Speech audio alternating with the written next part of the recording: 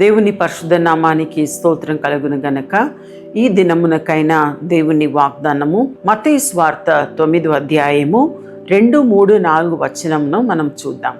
ఇదిగో జనులు పక్షవాయువుతో మంచము పట్టి ఉన్న ఒకని ఆయన యొద్దకు తీసుకొని వచ్చిరి. యేసు వారి విశ్వాసమును చూచి, కుమారుడా, ధైర్యముగా ఉండుము, నీ పాపములు క్షమింపబడి ఉన్నవని పక్షవాయువు గల వానితో చెప్పెను. ఇదిగో శాస్త్రులు కొందరు ఇతడు దేవదూషణ చేయుచున్నాడని తమలో తాము అనుకొనగా, యేసు వారి తలంపులను గ్రహించి, మీరెందుకు మీ హృదయముల్లో దురాలోచనలు చేయుచున్నారు అని అన్నాడు. అంటే ఈ వాక్యంలో మనం చూస్తే, ఆ రోజుల్లో యేసు భూమి మీద సంచరించిన దినాల్లో వారు పక్షవాయు గల వాణ్ణి అక్కడ మనం చూస్తున్నాము. మంచము పట్టి ఉన్న ఒకరిని ఆయన యొద్దకు, యేసు యొద్దకు తీసుకొని వారు వచ్చారు. అయితే ఆయనను చూసి యేసు మాట్లాడుతున్నప్పుడు, నువ్వు ధైర్యంగా ఉండుము అని చెప్పడం మాత్రం కాకుండా, నీ పాపములు క్షమింపబడి ఉన్నవి అని చెప్పి ఆ పక్షవాయు గల వానితో చెప్తున్నాడు. అంటే ఈ రోజైనా సరే, ఆ రోజైనా సరే, ఏ రోజైనా సరే, అంటే ఎవరైనా మనము పాపమును, ఇప్పుడు ఒకవేళ నాకు విరోధముగా ఎవరైనా ఏదైనా చేస్తే, ఓకే, ఐ ఫర్గివ్ యూ, నేను నిన్ను క్షమిస్తున్నానని చెప్పి నేను చెప్పవచ్చు, దానిలో మనం చెప్తూ ఉంటాం. కానీ ఇంకొకరి పాపమును క్షమించే అధికారం అనేది మానవుని ఎవరికి లేదు. ఇక్కడ మనం చూస్తున్నాము, యేసు అలా మంచం పట్టి ఉన్న ఒకరిని చూసి, నీ పాపములు క్షమించబడి ఉన్నవి అని చెప్పడము విని ప్రజలు ఆశ్చర్యపడి, ఇదిగో శాస్త్రుల్లో కొందరు వారు అంటున్నారు, దేవదూషణ చేయుచున్నాడని తమలో తాము అనుకొనగా. వారు బయట చెప్పలేదు, యేసు ఎదుట వారు చెప్పలేదు. వారు ఏం చేశారంటే వారు అనుకున్నారంట. అంటే వారు అనుకుంటే ఇక్కడ రాయబడి ఉంది, వారి తలంపులను గ్రహించి యేసు అడుగుతున్నాడు, మీ హృదయంలో ఎందుకు దూరాలోచన చేయుచున్నారు అని అంటున్నారు. అంటే వారికి యేసు ప్రభు దేవుని కుమారుడు అని వారికి తెలియదు, వారు గ్రహించలేదు.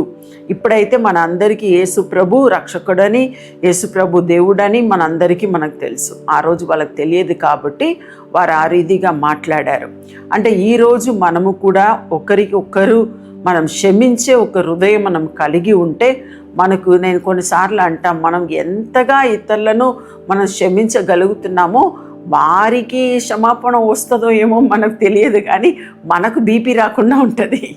ఆ రీతిగా ఉంటే మనకు కూడా సమాధానం ఉంటుంది. సో ఈరోజు మనము ఇతరుల పాపమును త్వరగా క్షమించడానికి, ఒకవేళ కోపపడినా కూడా ఆ కోపము చల్లారిన తర్వాత మనము ప్రజలను క్షమించడానికి, ప్రజల్ని అంగీకరించడానికి, ఒకరి కొరకు మనం ప్రార్థన చేయడానికి మనం నేర్చుకుందాం.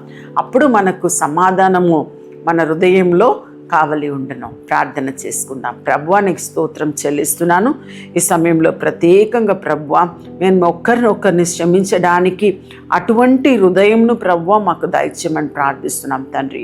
ప్రభువా, మీరు లోకంలో ఉన్నప్పుడు ఏ రీతిగా పాపములను క్షమించారో ప్రభువా, ఇతరుల పాపమును కాదు, కానీ మాకు విరోధముగా ఎవరు పాపం చేస్తున్నారో వారిని క్షమించే హృదయంను మాకు దయచేయమని ప్రార్థిస్తున్నాం తండ్రి.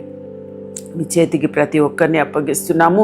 మీరే తోడుగా ఉండి ప్రభువా వారిని దీవించమని, ఆశీర్వదించమని యేసు నామములో అడిగి ప్రార్థిస్తున్నాం తండ్రి. ఆమేన్. ఈ ప్రోగ్రాం మీకు ఆశీర్వాదకరంగా ఉండాలని మేము నమ్ముతున్నాం. ఫస్ట్ లైక్ చేయండి, తెలిసిన వారు మీ ఫ్రెండ్స్ అందరికీ మీరు షేర్ చేయండి, తర్వాత సబ్స్క్రైబ్ చేయండి.